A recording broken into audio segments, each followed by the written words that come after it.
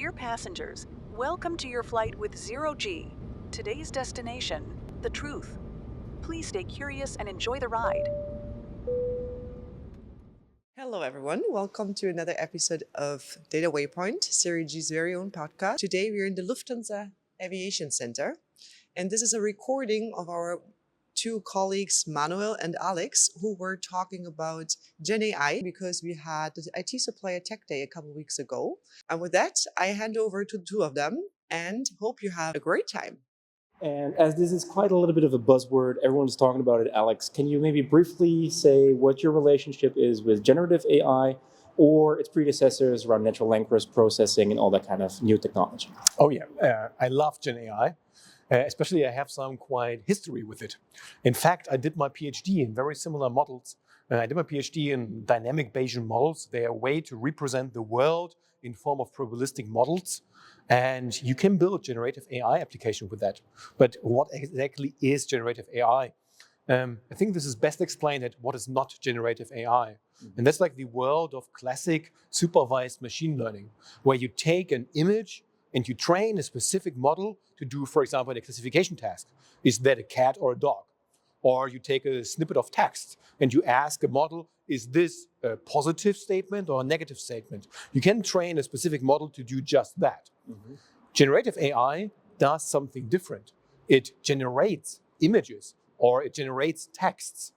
And if you take that up a notch, it generates constrained text or constrained images. For example, very early models, still based on these Bayesian models, they generated images of bedrooms and kitchens. You may ask yourself, why bedrooms and kitchens? Because you have so much data for training this from like furniture catalogs. Like IKEA catalog is the perfect set for training these types of images. And back when I did my PhD, very early models, they trained like pictures for ants, which maybe vaguely resembled bedrooms or kitchens. And now look at DALL-E and stuff. They generate completely super realistic images. And of course, you also have like large language models. They generate completely naturally sounding texts. So it makes it way more intuitive, way more human, and actually creates fine new art, so to say. Sort of. And how do you see this like applied within commercial aviation? So what kind of like use cases that you've seen over the last 2 years when ChatGPT and OpenAI made this big boom in 2022?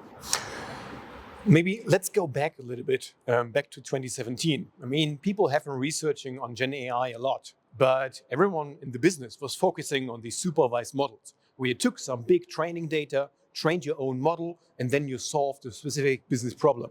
No one could actually see why you need models that create images of bedrooms, of kitchens. There wasn't a real business case behind it. And that changed in 22, late 22, early 23, when OpenAI released their DaVinci 3.5 model, because suddenly you had a generative AI model that could generate text, which you could instruct. And this was a game changer because suddenly you moved away of needing tons and tons of labeled data. You move towards, you write a specific prompt, and it simply does what you previously needed tons and tons of data to do so. And this is a game changer for the aviation industry, for multiple industries, in fact, because especially in aviation, we love writing things down. There are tons and tons and tons of documents, of manuals, of policies, of processes.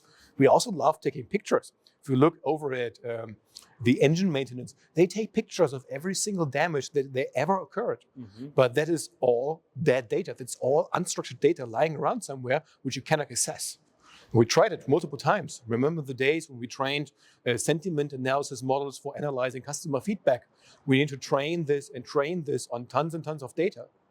Now, with Gen AI, it's just a single prompt away. We type in that it needs to classify the sentiment of each text given, and it simply does that.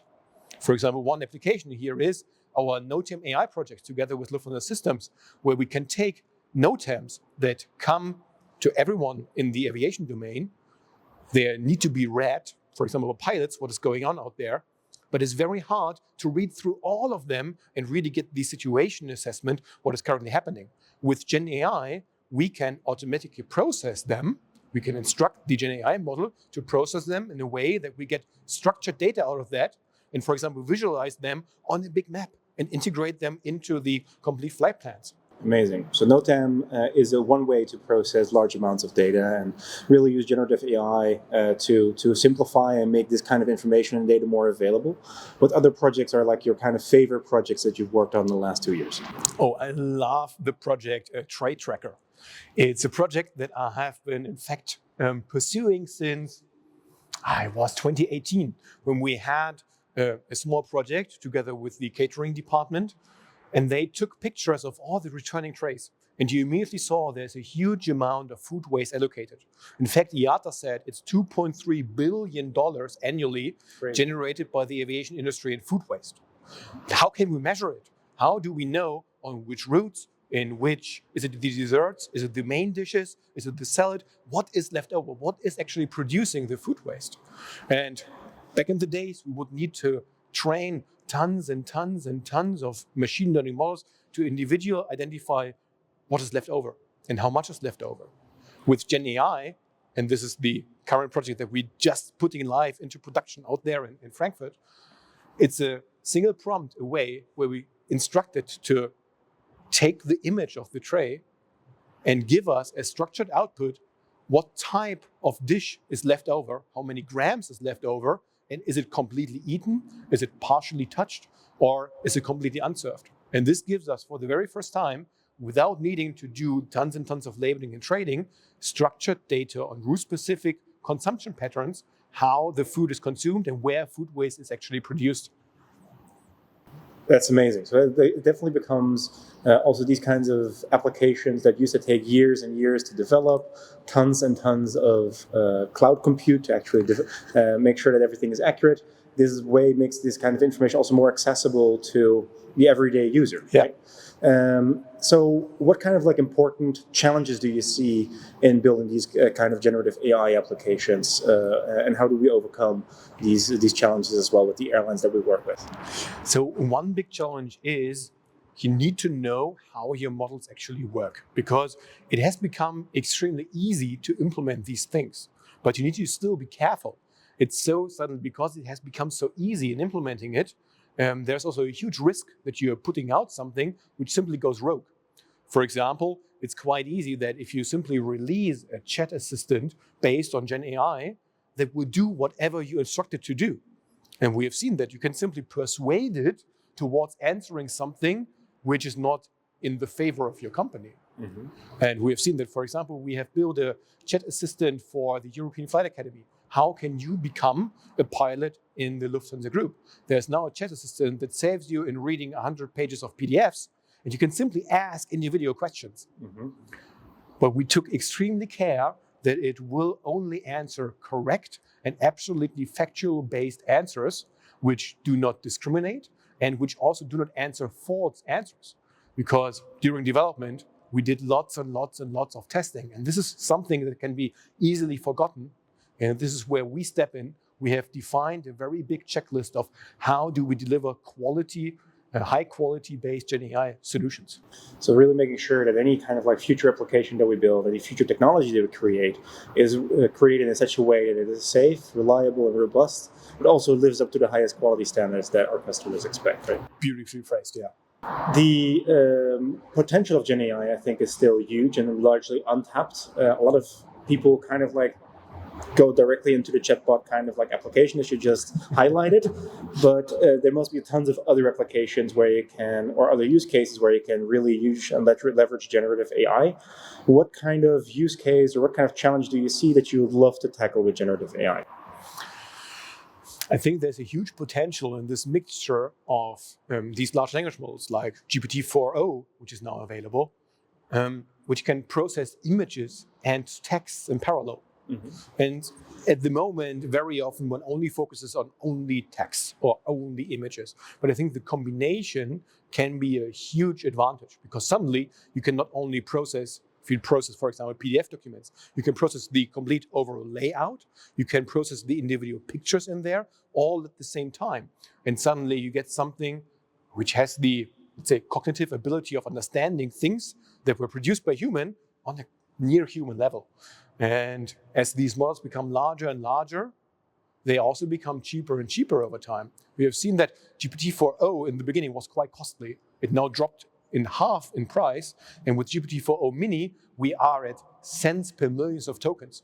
This enables us to process 1,000 pages in parallel for sub-cents. And that's, I think, the future to go. It's absolutely crazy that these kinds of applications are now becoming cheaper and cheaper and more affordable, and definitely in people's hands. I am curious if anyone who wants to work in or use and apply generative AI or looks for a use case where this kind of technology can be delivered. What's the quickest way to make sure that they identify these use cases and get started? I think don't limit yourself in brainstorming these ideas. Maybe it's not possible today, and maybe one tried it out and it failed in the beginning. We have seen that in a couple of projects. And then suddenly you wait 3-4 months, a new model comes around, and suddenly it becomes possible to be solved. So don't be shy in spitting out any ideas that you might have, or even think that failed in the past. Maybe there are new approaches, new ways to tackle it. And from all of the experience that we have gained over the last couple of years, I think it's worth a shot in trying it maybe again and again and again until we actually succeed in delivering the business case. Amazing. So don't be shy, just try. Yeah. Dare to try. Very good. Think big, start small, act now. With that, Alex, thank you so much to talk about generative AI. It's a fascinating technology, fascinating topic, and has tons of potential for the aviation industry, as we've already shared downstairs with a lot of the airlines within the Lufthansa Group. So that's it for now. That was our very first episode from the Lufthansa IT Supplier Tech Day here from the Aviation Center. I hope you learned a little about Gen AI and how we deal with it at Series G. Thanks to the guys, of course, to Alex and Manuel for looping us in. I hope you had a great time, and we will see us next Data Waypoint. See you! Dear passengers, thanks for choosing Zero G. We hope you had a great and informative flight. See you next time.